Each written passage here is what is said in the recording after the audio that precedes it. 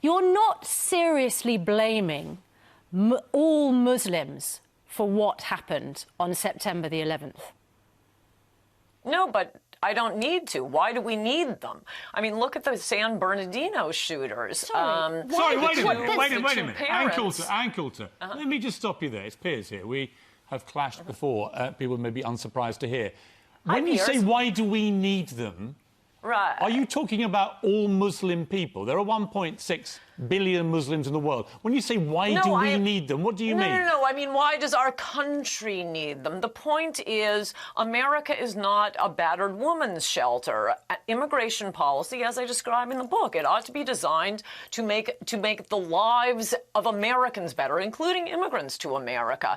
That isn't how our immigration policy has been run. Look, Muslims represent... So even before they start shooting, what was the point of Syed Farouk's parents? His father was a truck driver. What, there are no Americans who will drive a truck? Okay, let me ask you this. Syed's mother said that the father was, mentally ill. He was drunk. He beat the mother. Yeah. We have our own problems. We have our own poor people. We have our own criminals. Yes. Let me jump in. Right. The two worst mass shootings in modern American history were at Sandy Hook, the school where 20 children and 6 adults were killed, and at Aurora in Colorado, where a guy shot 70 people as they watched a movie.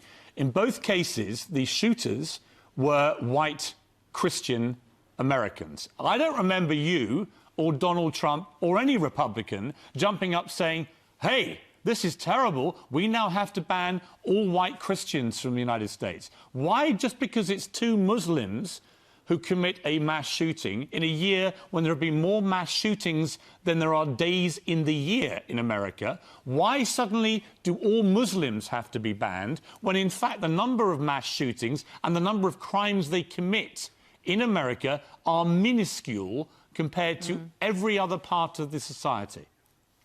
Well, two things. First of all, your facts are wrong. The biggest mass shooting in America was by an immigrant at Virginia Tech a few years ago. That guy, Cho. The point is, we can't, I'd love to deport Americans who are mentally ill or might commit crimes or do commit crimes. We can't deport Americans who are criminals. Again, we have our own criminals we have to take care of. Why would we bring criminals in? Why would we bring the mentally ill in? So when I say, why do we need them, I'm saying, why does our country need them? It's one thing if we're bringing in, Muslim, nuclear scientists or nuclear cell biologists. That's not what we're getting.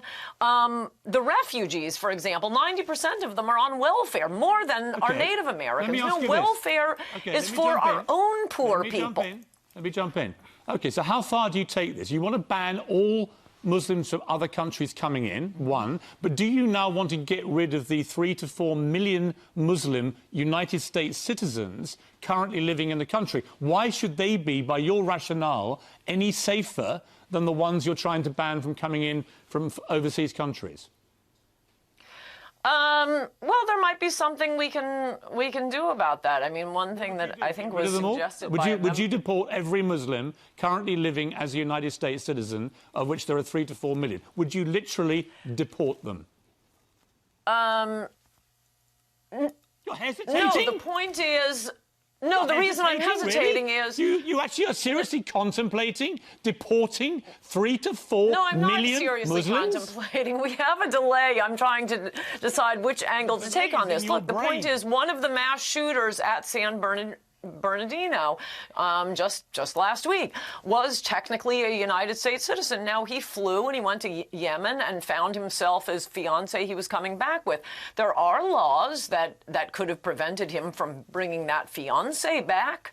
There are laws that could have prevented not only Muslims but any U.S. citizen, what would you do? White Christians, please answer this question, because it's very worrying for any Muslim in America who is a United States citizen when they hear a guy who may be president, Donald Trump, say, I want to ban all Muslims, and he hasn't really clarified exactly what he means yet. You have. You said you want to stop all Muslims coming in. But what about, and just answer the question, what do you want to do about the 3 to 4 million existing Muslim American citizens who, by your logic, should comprise the same threat as Muslims living outside the country coming in? I got the question. The answer is, whether they're Muslim or not, anyone who goes to certain countries, North Korea, for example, engages in transactions with North Korea, Cuba, drug cartels in Latin America. We already have laws on the books that if you do that, you will be subject to up to 30 years in prison, millions of dollars in fines. We could just extend that, and I don't really care if they're Muslims or not. If you go over to Syria, yeah, I think we ought to look at them before they come back. Right now, there are 1,000 open investigations, ISIS investigations, of individuals in the United States. Some of them may be homegrown after running into some of these, productive immigrants we bring in. But why should Americans, taxpayers, be spending money on these investigations? Yeah, if you go to Syria, of course we should look at those people and see whether they should come back in, and if they come back in, whether maybe they should end up in jail. Okay. But there are laws that can be done for things like that. But just to say, oh, he's a citizen, therefore he's okay. One of the San Bernardino shooters was a, quote, U.S. citizen. Maybe it might be slightly more helpful to the American people if we deported you, Ann Coulter, from America. Is that your argument? No, that's a goodbye. Talk to you soon. Ann Coulter.